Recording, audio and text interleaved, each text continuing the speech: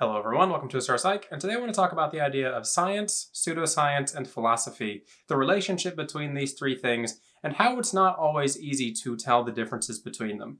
As a channel that focuses on personality typology a lot, I hear the word pseudoscience used a lot, and as I've explained in my previous videos, I don't exactly see personality typology as a science, but I do think that there is a clear distinction between it being a pseudoscience and it being something more akin to a philosophy. So in this video, I want to talk about the differences between what a hard science is, what soft sciences are, what pseudosciences are, and what philosophical systems are. Let's get into it.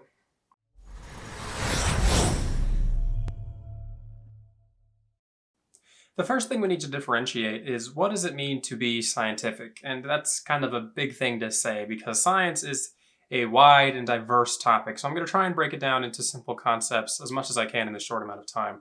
So the main two aspects of science when you're trying to come to some sort of truth is theory and law. And what that means essentially is that a theory is how we attempt to explain a law. And a law is something that we observe to happen or something very close to a almost universal truth.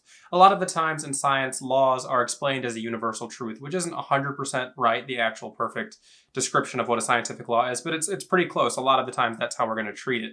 So when we're thinking about things like scientific law, we can think of things like gravity. You know, gravity is a pretty constant phenomena, and then we can theorize about what causes gravity. That is a theory in relation to a law. Now, things like theory and laws get really complicated when you go from things like gravity to something like psychology, because psychology is a very unique scientific field in that it's extremely subjective and it exists across a range of human beings that are all independent and individual of each other. Before I get into that, though, I want to talk a little bit about what a pseudoscience is as opposed to something like a softer science or maybe even a philosophy. So what is pseudoscience? What does pseudo mean? The prefix pseudo means to appear as in a fake manner. So pseudoscience is something that's pretending to be or appearing as science while not actually holding any scientific backing. And this is an important distinction to make when you're talking about something that is remotely scientific as opposed to something that is pseudoscientific. A pseudoscience would be something that if you tested it, it would hold almost no validity or correlation to the thing that it is attempting to measure. Usually something under a 0.50 correlation.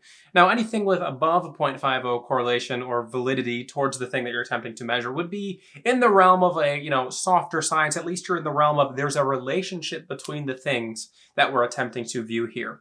A good example of what a true or almost absolute science would be, again, gravity. If you test gravity, it's going to work exactly the same every single time. And therefore, the law of gravity works within the realm of the thing that you're testing. If you tested gravity on Earth, for example, it's going to work exactly the same every single time. So that's why we would consider that a science. Now, the difficult thing is that most things aren't a 1.0 validity or 1.0 correlational relationship to the thing that they're attempting to measure. For example, in psychology, most things aren't that strong when you're talking about correlation and validity. And in fact, I don't think there's anything in psychology that we could even consider even remotely close to being a law of psychology.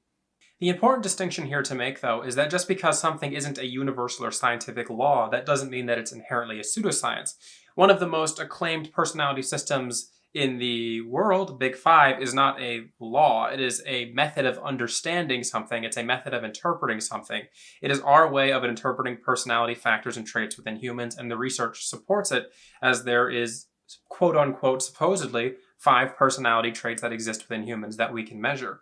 And we can see that, the validity of this is quite good. It's even excellent in some cases, and that means it's going to be something that we can replicate on a strong level. Now, that is what you're going to see with good science psychology, is something that can be replicated most of the time. And the closer you can get to 1.0 validity, correlation, whatever it is you're attempting to research within a given study, the better it is, and the closer you're going to be to an actual science. But that doesn't inherently mean that anything outside of that excellent or good range isn't science. There's plenty of things in the scientific realm that are in the realm of like 0.30 to 0.8 that are like test studies, essentially, like enough to prove that there's some sort of relationship between these things that hasn't been fully verified yet. And that's where a lot of things in psychology, I think, sit. And that's where I would say MBTI currently is within the realm of understanding in relationship to science. I don't think it's something that is a pseudoscience because there's been studies, there's been research, and we can say, okay, there is some sort of validity to the thing we're measuring. There is something here. We just haven't measured it in a way that's perfect yet, and we haven't fully understood what these things are yet. So therefore, we haven't been able to come to a conclusion as to whether or not these things are actually scientific. But we are able to recognize that there's some relationship in the variables that we are seeing. This is going to be even more so present if you look at something like dichotomies as opposed to MBTI type functions. I would call type functions not even remotely close to science right now, as in there's nowhere near enough research to even consider cognitive functions remotely close to science. I describe it as completely a philosophy right now, and I'll go into that more in just a moment. But I think the dichotomies in and of themselves where Briggs started are actually something that are very strong on a scientific level. And if you look at the formal research related to MBTI types in the dichotomies, there's a lot of it. There's a lot of research that says that, okay, there are these traits that are being measured. The question is, are these traits significant enough at the 50th percentile that we need to split them into two categories? Which is what the big five people said. They said, all right, you've got these traits and they correlate really highly to the big five, so they're obviously measuring something that's semi-scientific, but why are you splitting them at the 50th percentile and making categories and creating types? And that's the difference, is that MBTI in terms of dichotomies is a philosophical system mapped over a scientific understanding. So to understand what I mean there, I want to compare and contrast what a science would be as opposed to a pseudoscience as opposed to a philosophy, so you can really see the differences in these categories. So again, a science or a law would be something more akin to gravity. That's the one that's pretty easy to understand. It's the closest thing to a scientific law that I can really think of right now. Now, on the complete opposite end of that spectrum, where you're going to have something with extremely low scientific validity that's pretending to be scientific or pretending to explain how a phenomena works, would be something like astrology. Now, some people might be upset to hear that, but if you work in formal academic settings or you work in formal research and read academic publications, there's been dozens and dozens and dozens of papers on people working with astrologers trying to get them to correctly guess and understand people's signs, and they just can't do it in any formal sense, in any formal academic sense. They might be able to do it at a friend's birthday party or something, but when you bring them into formal research settings, there's been absolutely no relationship between these two things. So that's something that we would refer to as a pseudoscience, in that it's attempting or saying that there is a strong relationship, or that there is a strong relationship between something like birth date and personality, when there isn't. There just isn't a relationship between these things as far as the scientific community can formally say in the realm of science. But then you look at something like MBTI, which is more in the middle ground, where we can say, okay, there is a relationship. Where if you brought somebody in who was a practitioner, or you gave out assessments, and then you correlated their results to what they would score on an assessment, you might find that those correlations would be much stronger than something like astrology. For example, if you had me as a professional who types people, works with people in assessments, work with someone, and then you had that person take the formal MBTI assessment, not an online one, you would probably see that there would be a decent level of correlation between the traits that I am seeing within them as someone who practices the theory and their result on the actual formal assessment. That doesn't mean it would be one-to-one, and sometimes it might be quite drastic. But the difference is that there would be a relationship, which means there is something there in what we are attempting to study, as opposed to something like astrology, where there's not going to be any relationship no matter how many times you replicate it, unless you get really lucky.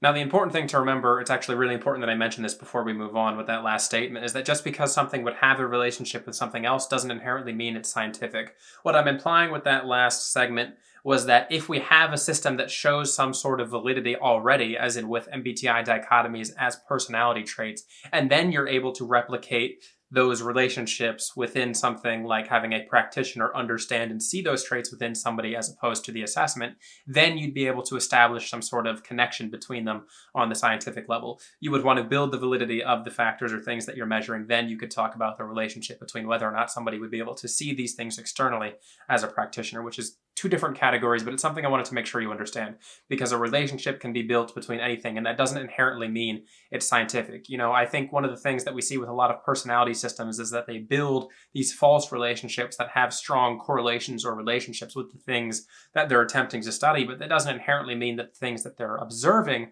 are actually valid things within humans or valid ways of understanding. But when we're talking about MBTI, at least in terms of dichotomies, we have some sort of validity already pre-established in formal research, and therefore we can go to the next stage of relating things through relationships and correlation.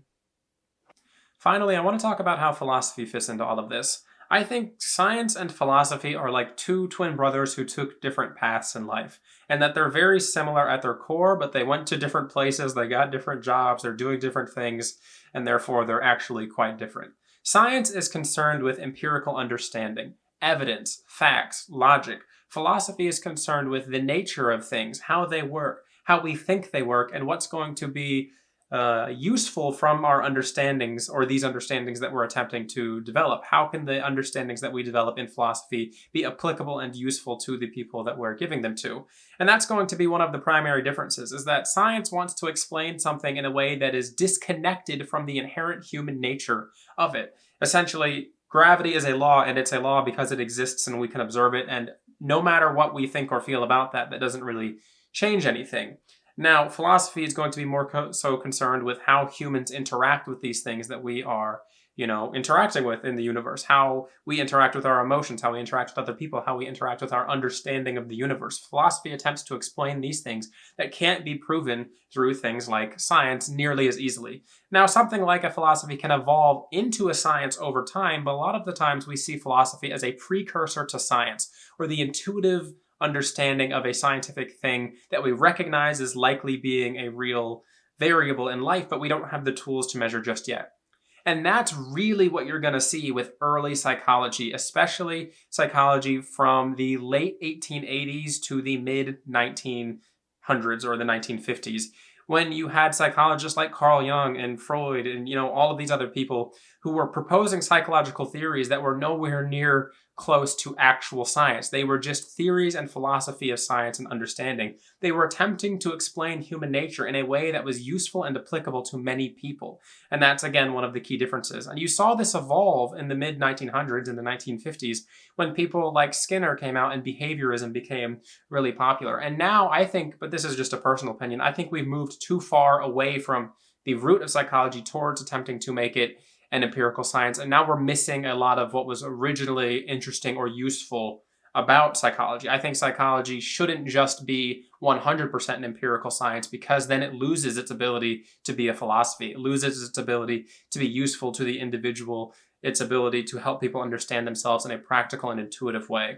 But that's going to be the real difference, is when you're looking at things like psychology, there's going to be middle ground between philosophy and science. It is not something that you can treat as a 100% science, because then you're just going to lose all that important information that comes from the philosophy side of things. And that's where I consider Carl Jung's work. That's where I consider cognitive functions, in the realm of psychological philosophy as opposed to psychological science. To summarize my points, I don't think personality typology is a pseudoscience, but I also don't think it's a science. I think it's a philosophy of psychology, and it's going to be something that's in the middle ground right now, and that we understand on some level that there is a relationship between the things that we are observing and talking about to things that could be scientifically true. We just don't have the measures or tools right now to be able to prove or falsify these things. We can't say whether or not they are true or they aren't true, but we can see that when we discuss and talk about these things, and we work with people in coaching, or we help them find jobs, or these sorts of things, that these things are helpful and useful and applicable as a philosophy right now. And I think that's something that is going to be really important to remember when you're talking about things in the realm of psychology, is I would say more than 95% of psychology is in that realm where it's something that's not really going to be inherently a science or a law, but it's going to have value to the people you are using it with. Think of something like Erik Erikson's psychosocial theory of development, in which he proposed that there were multiple stages that people go through in life, and that during those stages they're going to seek out certain things, or they're going to strive or have mental and cognitive battles with themselves. Is this a science? No, not even remotely close to a science. Is it something that the scientific community in psychology recognizes as being relatively useful as an understanding of human growth throughout the lifespan? Yes, and that's what's important, is that these things can be useful and applicable and helpful to people within the realm of psychology without needing to be 100% an absolute science. And what we mean when we say that as scientific researchers is that there is a relationship between the things. We just don't have the tools to fully understand that relationship yet. All right, everybody, I hope you've enjoyed this discussion on personality typology and its relationship to science. Let me know down in the comment section below, what do you think about personality typology? Is it a pseudoscience? Is it fake? Is it real? Is it a philosophy? Is it something that you think is a law? We just don't have the tools to reach that yet. Let me know. I think it's a really interesting discussion to have. Just because I think that personality typology isn't a pseudoscience doesn't mean that you can't think it is. So if you think it is, that's fine. I would love to hear your reasons as to why you think it is a pseudoscience. Other than that, I would like to remind people that I do have personality typing sessions available at my website at Pseudoscience.com if you're interested in working with me to find out what your personality type is and what that means for you. This has been Asura from Pseudoscience. Have a good one.